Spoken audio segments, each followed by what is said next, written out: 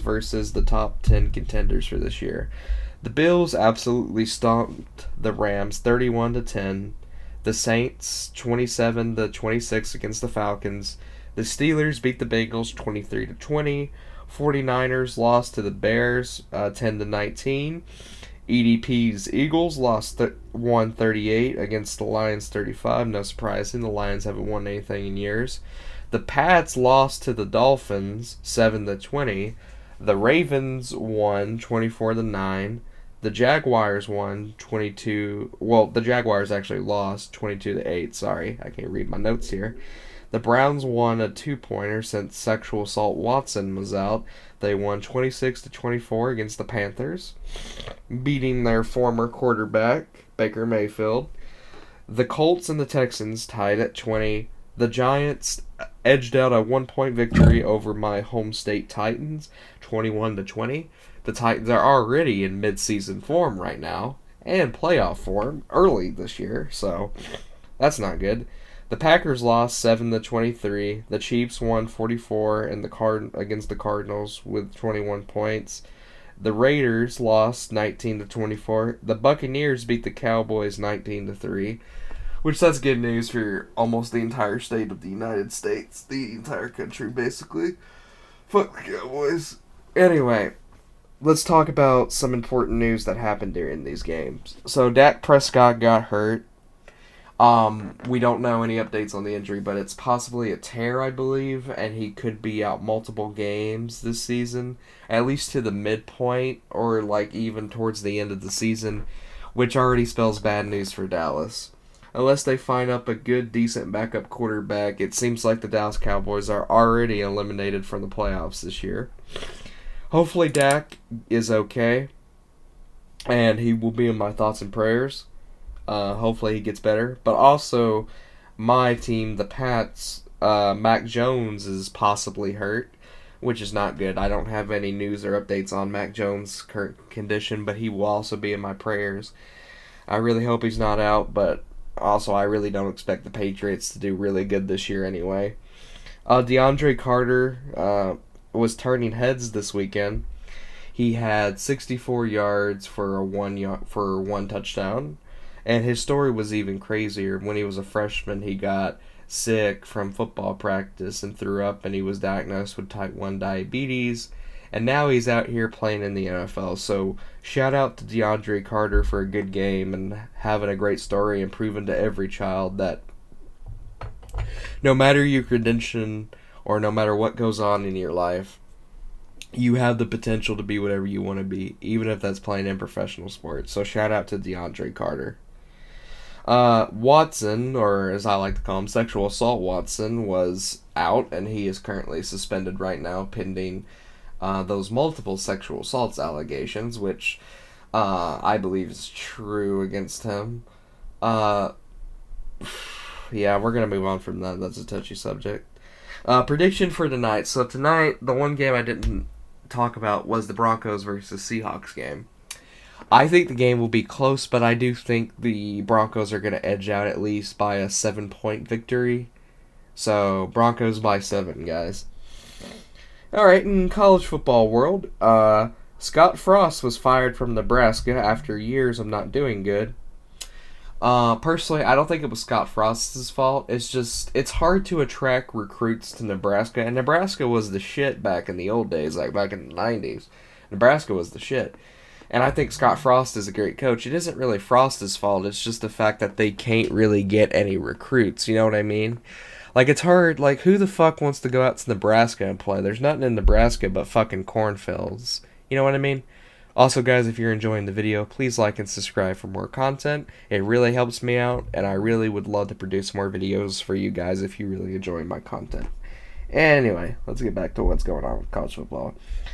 So Scott Frost had to deal with Martinez, who was like a horrible quarterback, and my dad, being a huge Nebraska fan, always complained about Martinez and all that good stuff.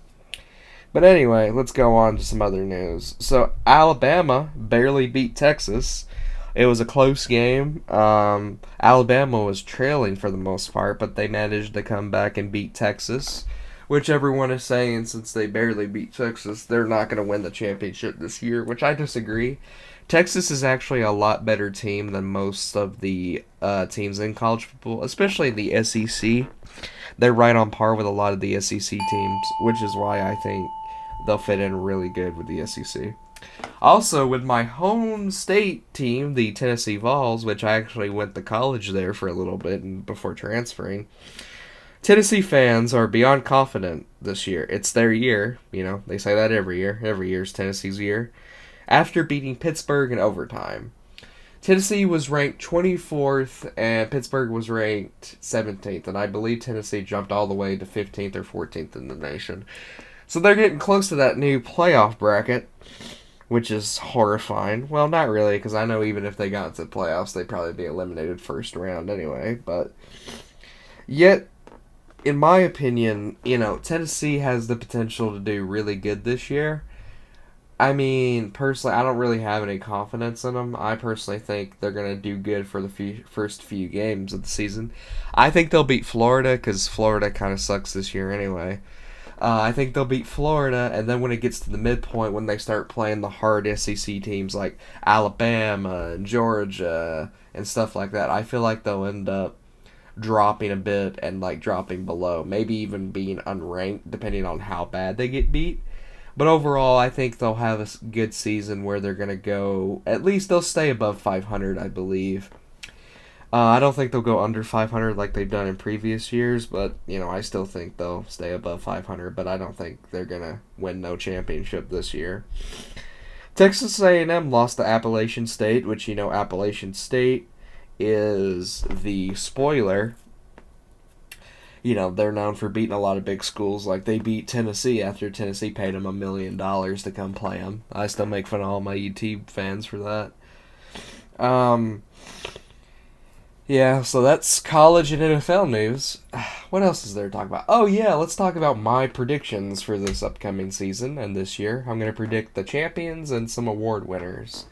Not all the awards because, well, I'm not a huge football guy, but I'll give you my general thoughts on stuff. Okay. So, let's talk college football first, since we just ended off on college football. I think this year's championship is going to be a rematch of last year. I got that feeling. If not, it'll probably be Ohio State versus Georgia, in my opinion. But overall, I think my first choice would be Alabama versus Georgia in a rematch. Alabama or Georgia. It's a toss-up in there, but maybe Alabama comes out on top by a few points. Maybe Georgia comes out on top. It just depends on which team's playing. But if it's Ohio State versus Georgia, I'd say Georgia would probably win against Ohio State. I believe... what the hell is his name? Who's going to win the Heisman this year?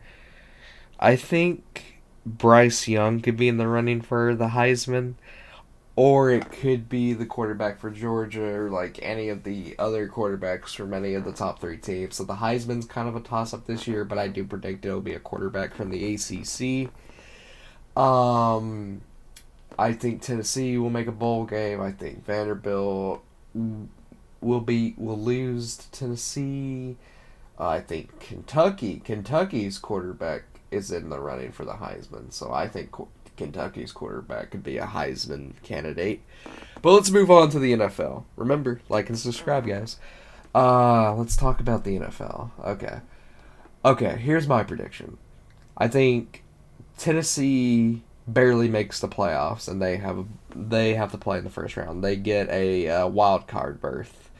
The Ravens make it to the playoffs. The Bills are the first seed. The Pats, they might make it, but they could also get eliminated.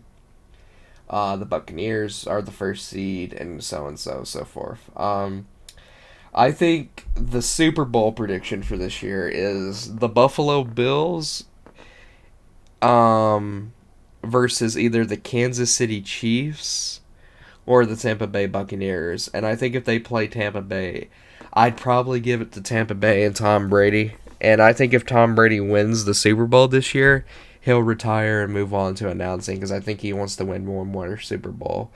So it'll be Tom Brady winning. It'll be Tom Brady versus the Bills this year. Lamar Jackson chokes in the playoffs like he usually does every year. The Titans lose in either the wild card or the first round of the playoffs. They get either trounced the wild card or the divisional round. I think, yeah, but that's my thoughts. I think Josh Allen will win the MPV this year, and I think Travis Kelsey could win tight end or receiver of the year. Or, depending on what Tyreek Hill does, Tyreek Hill could also possibly win receiver of the year. Hopefully Mac Jones is okay, but if Mac Jones comes back and the Patriots get in midseason form, they could make it to the playoffs, but I don't see the Patriots going all the way this year. It's currently a rebuilding year for the Patriots. They need to get some more receivers, some more defensive guys, some more offense, especially in O-line. Carolina, I don't think they're going to make the playoffs. The Browns, maybe, just depends on Watson, but I don't think they'll win. But yeah, that's my prediction. Thank you for watching the video. If you enjoyed, please like and subscribe and comment below to give me your thoughts and predictions on this video. I appreciate you guys. Love you guys. Thank you for the support. Peace out.